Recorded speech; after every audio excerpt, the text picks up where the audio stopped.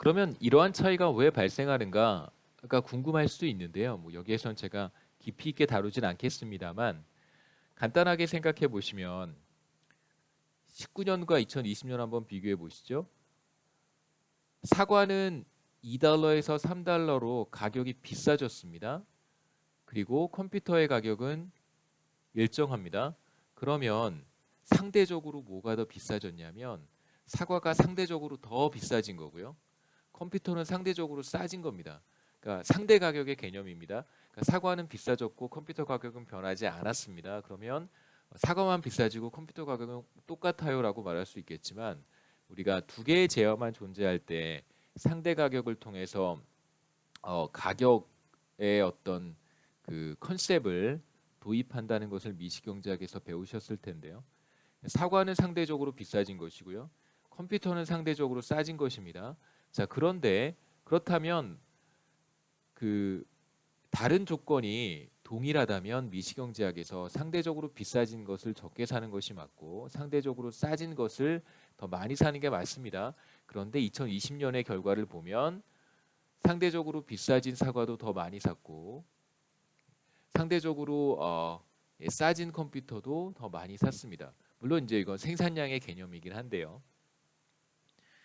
우리가 소비자의 구매 관점에서 본다면 일반적인 현상은 아닙니다. 물론 이제 생산량이기 때문에 여러분 그렇게 뭐 즉각적으로 1대1 대응시키는 것이 여러분들께 어려울 수도 있겠지만 만약에 제가 말씀드리고 싶은 것은 뭐냐면 2019년 가격으로 측정한 리얼 GDP의 변화율 18.3%가 2020년 가격으로 측정한 리얼 GDP 17.7% 이 두 개 값을 우리가 어떤 방식으로 계산해도 항상 같은 결과를 얻으려면 더 비싸진 거는 이 비율이 항상 일정해야 된다는 것입니다. 비율이 가격의 변화 비율과 생산량의 변화가 나타난 비율이 항상 일정해야 이 값이 항상 동일하다는 것이죠.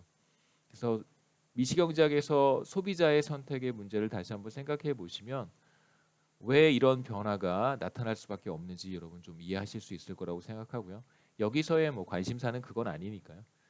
당연히 이 변화율의 차이는 나타나게 되어 있습니다. 거시경제학에서는요.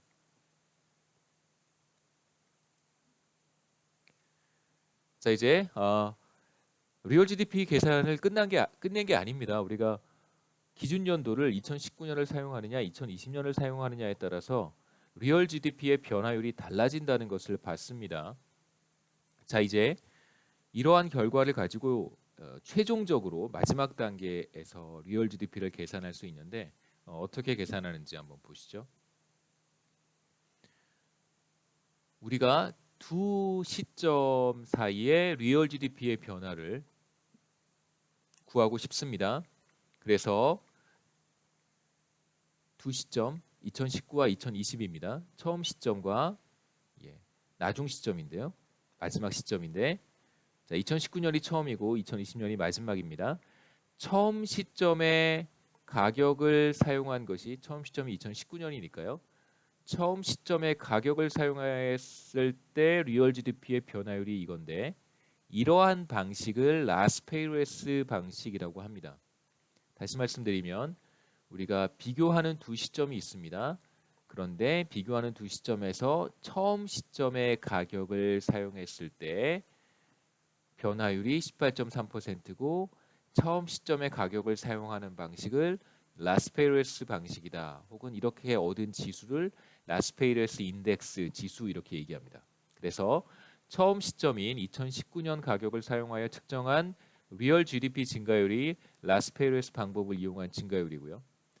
자, 두 번째는 2020년 가격을 이용해서 리얼 GDP의 변화율을 계산을 했는데 2020년은 마지막 시점입니다. 마지막 시점의 가격을 사용해서 전년도의 생산량을 평가하고 같은 연도의 생산량을 평가를 했습니다. 그래서 구한 리얼 GDP의 변화율이 17.7%인데 이러한 방식을 우리가 파쉐 인덱스라고 합니다. 다시 말씀드리면 마지막 시점 2020년 가격을 사용하여 측정한 GDP 증가율이 파쉐 방법을 이용한 증가율이다. 이렇게 얘기합니다. 그래서 우리는 라스페이로스 방식으로 리얼 GDP의 변화율을 계산을 했고 파시에 방식으로 리얼 GDP의 증가율을 변화율을 계산을 했습니다. 자, 이제 여기 제목에 보시면 라스페이로스 인덱스, 파시에 인덱스가 있고 우리의 최종적인 목적은 이 둘을 적절히 가중평균해서 연쇄 가중지수라고 하는, 이걸 이제 우리말로 연쇄가 바로 저기 체인이죠. 체인 연쇄 가중 웨이티드입니다. 지수라고 하는 것을 도출할 수 있습니다. 연쇄 가중 지수는 체인 웨이티드라고 하는 것은, 여기서 이제 우리 체인의 의미는 제가 조금 이따가 설명해 드릴 거고요. 웨이티드가 이제 가중인데, 가중 평균이라는 말은 웨이티드 에버리지라고 해서 그 둘의 적절하게 비중을 조금 다르게 둬서 평균하는 방식입니다. 우리가 두 개의 값의 평균을 보통 계산할 때는 산술 평균을 구할 때는 그냥 2분의 1, 2분의 1 가중치를 두는 것처럼요. 마찬가지로 여기에서도 우리가 가중치를 2분의 1, 2분의 1 둘 것입니다. 그냥 단순 평균이기도 한데 우리가 그렇게 사실은 정확히 표현하면 그렇게 산술 평균으로 구하는 것은 아닙니다만 여하튼 기하 평균 방식으로 도출을 하거든요. 지오메트릭 에버리지를 우리가 이용하는데 여기서는 이제 그냥 단순하게 평균을 해도 근사적으로 두 개의 값이 크게 다르지 않기 때문에 그냥 산술 평균이라고만 말씀을 드리겠습니다. 정리해 보면 라스페이로스 지수는 과거 시점의 가격이 현재까지 지속된다고 가정하는 것이고요. 파시에 지수는 현재 가격이 과거에도 적용된다고 가정하는 것입니다. 그래서 다시 한번 보시면 우리 교과서에도 그런 설명이 나와 있는데요. 자, 알파벳 L이 있고 알파벳 P가 있습니다. 뭐가 앞에 오나요? L이 P보다 앞에 있습니다. A, B, C, D 이렇게 하시면. 그래서 라스페리스 지수는 앞에 시점의 가격을 이용하는 것이고 파쉐 지수는 뒤의 시점의 가격을 이용하는 것이다. 뭐 이렇게 기억하는 것도 좋을 것 같습니다. 여하튼 두 방법 모두 궁극적으로 의도하는 것은 가격을 묶어두는 것입니다. 두 시점에서 가격의 변화를 통제하겠다는 것입니다. 자, 이제 연쇄 가중지수라고 하는 것이 무엇인지 체인 웨이티드 방법을 이용해서 리얼 GDP를 우리가 찾아보도록 하겠습니다. 체인 웨이팅이라고 하는 것은 두 지수로부터 실질 GDP의 증가율을 계산한 후에 이것을 평균해서 변화율을 구하면 그것이 바로 연쇄 가중 지수가 됩니다. 라스페이로스 지수를 적용한 경우에 리얼 GDP는 18.3% 상승했고요. 파시에 인덱스를 적용했을 때는 17.7% 상승했습니다. 그래서 여기에서는 여러분 그냥 이렇게 계산하진 않는데 원래 단순 평균해도 값의 차이가 별로 없기 때문에 그냥 단순 평균한다고 기억하셔도 괜찮습니다. 그래서 단순 평균을 해보면 18%가 되고요. 우리의 결론은 2019년과 2020년 사이에 연쇄 가중지수로 본 리얼 GDP의 변화율, 증감률은 18.0%다 이렇게 얘기할 수 있습니다.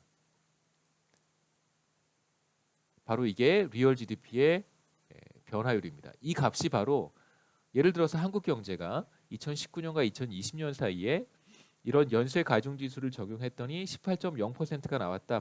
이 말은 한국 경제의 리얼 GDP가 18.0% 증가했다, 뭐 18% 증가했다 이런 뜻입니다. 지금 한국 상황이 굉장히 어렵고 여러 가지 대외적으로도 전 세계적으로 예측할 수 없는 그런 상황입니다. 나중에 이제 오프라인에서 만나면 제가 다양한 좀 자료들을 준비를 해서 우리 거시경제학 과목과 다 사실 지금 일어나고 있는 모든 현상들은 거시경제학의 이슈들이고요. 그래서 하나씩 좀 생각해 볼 수 있는 기회들을 만들어 보도록 하겠습니다. 우리 강의 진도 나가는 건 또 진도 나가는 것이고 이것이 또 전부는 아니니까요. 현실에서 일어나고 있는 상황들을 우리가 어떻게 이해할 것이고 우리가 알고 있는 지식을 어떻게 적용해 볼 수 있는가 하는 것도 넓은 의미에서 다 거시경제학이니까요.